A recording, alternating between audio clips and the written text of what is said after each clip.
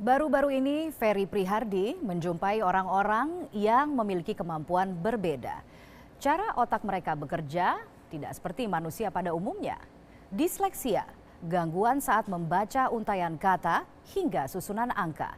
Namun para disleksik ini justru memiliki tingkat inteligensia tinggi. Bahkan diantaranya berhasil meraih gelar profesor hingga menjadi seorang pesohor. Siapa sajakah mereka dan bagaimana orang-orang ini mengatasi kekurangannya?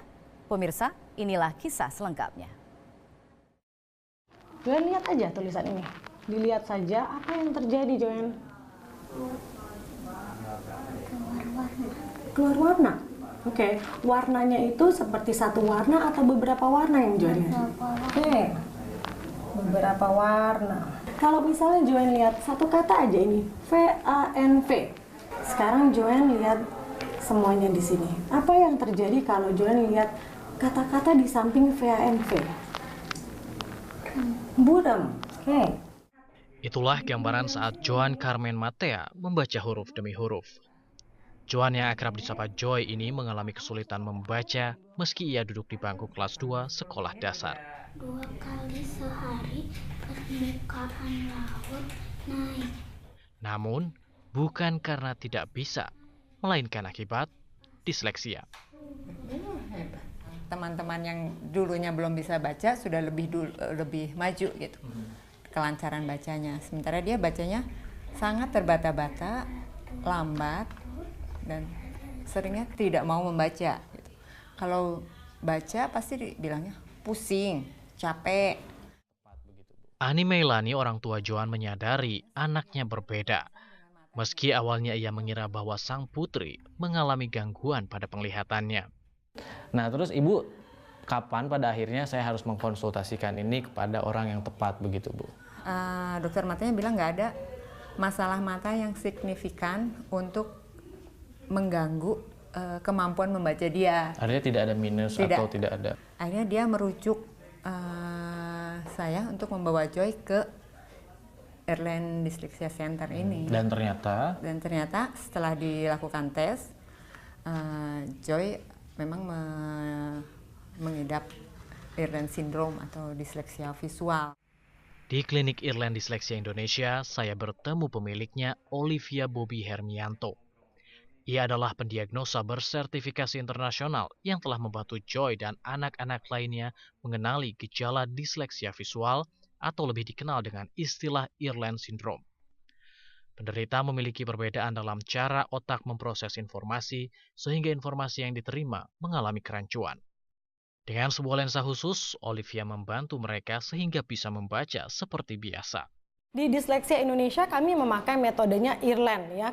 Jadi itu yang disebutkan dengan filter Irlen yang bisa menghalau atau menghilangkan frekuensi cahaya, di mana frekuensi cahaya ini membuat distorsi-distorsi yang anak ini lihat. Orang tua bisa datang membawa anaknya untuk screening, di mana saya sebagai screenernya mendeteksi anak itu apakah ada Irlennya atau tidak, dan juga distorsi apa saja anak ini lihat. Jadi setelah mendapatkan atau menggunakan kacamata itu, seseorang anak yang dengan disleksia dia bisa membaca seperti anak normal? Iya, langsung dia akan melihat very efektif karena distorsi-distorsinya itu jauh lebih hilang dibandingkan yang pertama. Sekarang sudah bisa menulis, sudah bisa membaca, sudah bisa? Terutama yang signifikan berkurang pusingnya. Dia pusingnya hilang dan mampu membaca jauh lebih lama dibanding sebelumnya. Irlen Syndrome atau identik dengan visual disleksia hanya salah satu jenis disleksia. Sebuah kondisi yang berbeda saat otak memproses huruf menjadi kata sehingga mengakibatkan kesulitan membaca, menulis, bahkan menghitung angka. Seorang ahli menjelaskan penyebabnya kepada saya. They write very uneven and some have problem with spelling. Some have problem with numbers. Okay, is there something wrong with the brain or the works of brain? Yeah, dyslexia is actually a neurological disorder. It is got to do with the brain. It's a certain part of the brain that actually causes this issue, this problem in the child. Dr. Doris Eng, psikolog yang mempelajari diagnosa disleksia pada tingkat pendidikan doktoralnya. Ia menjadikan dirinya sendiri sebagai objek penelitian karena Doris adalah seorang dengan disleksia atau disleksik. I have dyslexia. You have dyslexia. Yes, I'm dyslexic. Until now. Yeah, when you have it for life.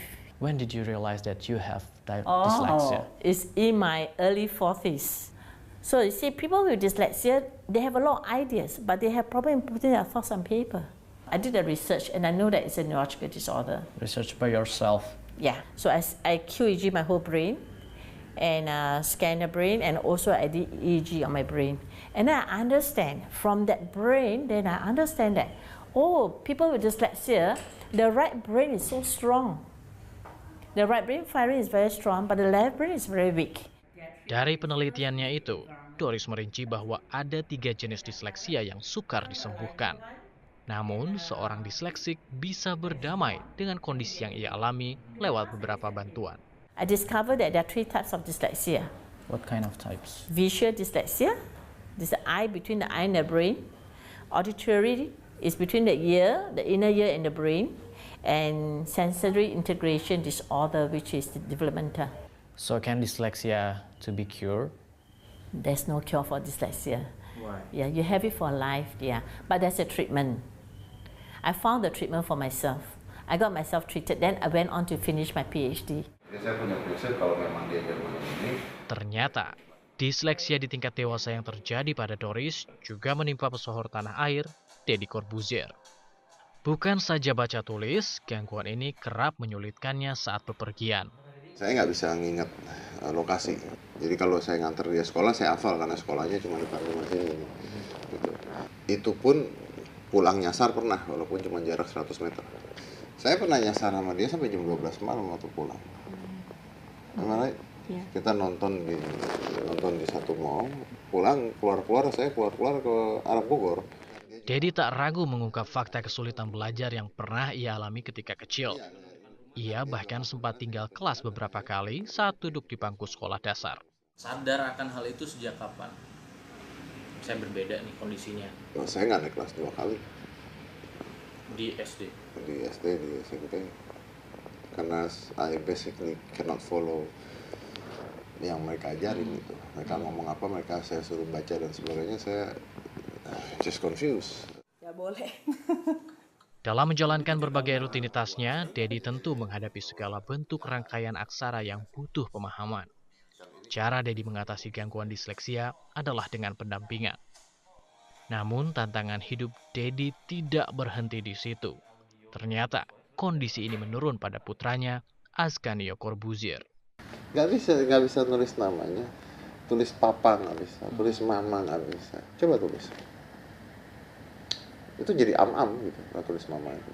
Oh, disuruh nulis mama tapi Am-am, wawa. Oke. Terus saya tulis, oke, kamu ikutin saya. P-A, papa. Tulis. Papa. Tulis lagi bawahnya. Papa. Tulis lagi bawahnya. Papa. Sampai 20 kali. Papa. Oke. Saya hapus. Seret. Tulis papa. Nggak bisa. tanpa ada contoh dia tidak bisa. Then at that time, wah, okay. He got this selection. Aska. Yeah, see. Bukan anak sendiri lupa. No. Okay. Aska itu kelas 1 atau kelas 2 itu. Dia pulang ke rumah. Saya dengar dari asisten saya bahwa dia nggak mau sekolah. Nggak mau pergi ke sekolah. Kenapa, Aska? What was happening at the time? I feel stupid. I can't do anything. You can't do right at that time? Writing? No. I can't even write my own name. Disleksia umumnya terjadi pada keluarga yang memiliki keturunan gangguan serupa. Namun sampai sekarang belum diketahui secara pasti penyebab yang mengakibatkan sebuah keluarga memiliki riwayat disleksia hingga menurun pada anak cucunya. Apakah disleksia ini sebuah penyakit atau kondisi yang menurun dari orang tua ke anaknya atau generatif begitu? Ada komponen genetiknya, ya komponen genetik yang besar. Sebuah research mengatakan bahwa 84% anak-anak dengan Syndrome Irlen atau disleksia Irlen ini mempunyai orang tua ataupun salah satu orang tuanya dengan sindrom Irlen juga. Menghadapi situasi ini, Dedi tidak panik atau menyesali keadaan.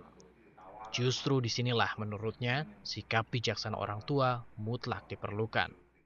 Ini pesan saya, ketika anak Anda nggak bisa nulis di sekolah, nggak bisa ngikuti pelajaran matematika di sekolah, nggak bisa ini di sekolah, coba deh dicek dulu.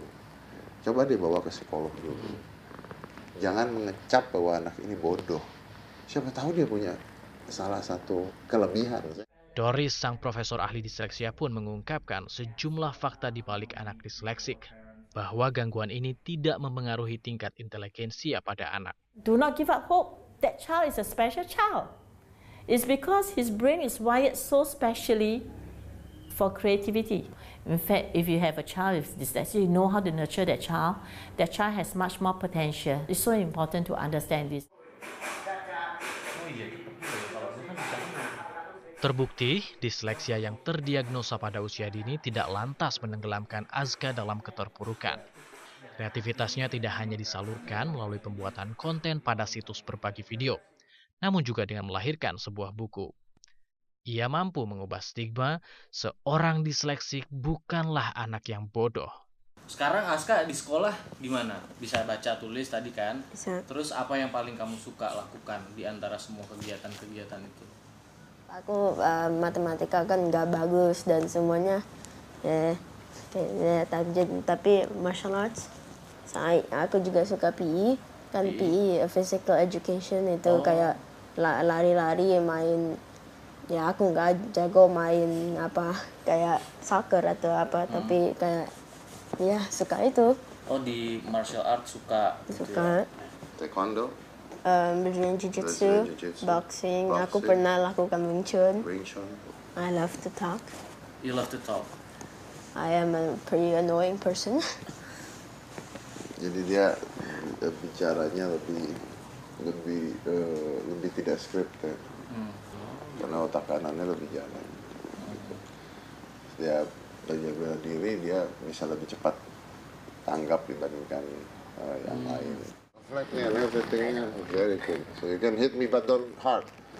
I just also gonna hit you. What? No. Disleksia adalah sebuah kondisi berbeda, bukan suatu kekurangan, melainkan sebuah anugerah. Karena mereka hanya kehilangan sedikit aksara, bukan masa depannya. Orang disleksia itu luar biasa loh, pintarnya. Luar biasa pintar dalam hal tertentu. Ya itu yang kita kembangkan. Anda bisa menganggap ini sebagai curse, atau Anda bisa menganggap ini sebagai gift.